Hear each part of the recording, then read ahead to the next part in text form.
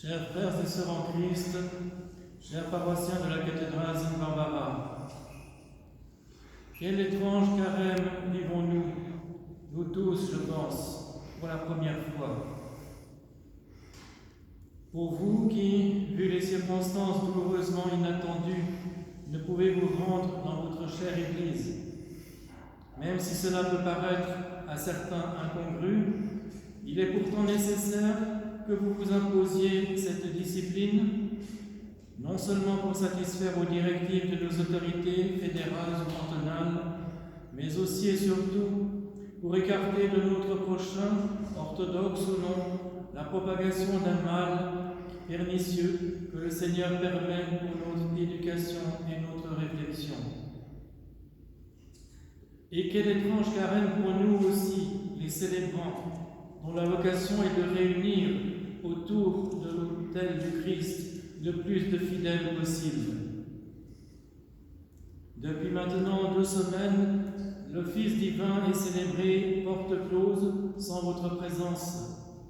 Et pourtant, croyez-moi, votre présence est sensible, non seulement de par vos questionnements et votre anxiété que vous avez communiqués, mais de par l'amour et la fidélité que vous apportez, je le sais, à ces murs que vous soutenez depuis tant de temps. Chaque jour, matin et soir, nous nous adressons à notre ange gardien afin qu'il nous protège, qu'il intercède pour la rémission de nos péchés et qu'il nous soutienne dans les épreuves. Comme vous le savez, l'ange est avant tout un messager, ainsi que l'illustre nombre de passages bibliques. Un messager que Dieu envoie le moment venu à certains.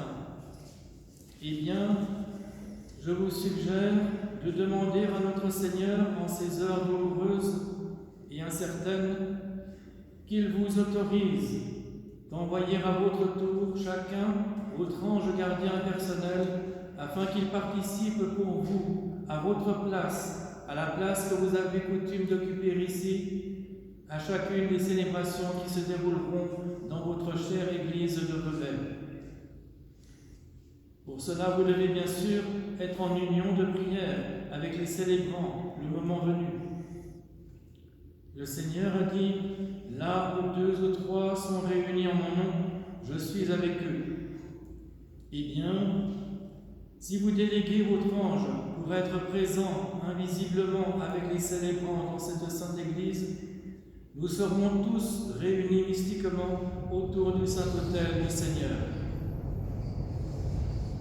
En ce 3e dimanche du Grand Carême, nous vénérons la croix qui se dresse à la fois au milieu de l'Église et au milieu de la Sainte Quarantaine.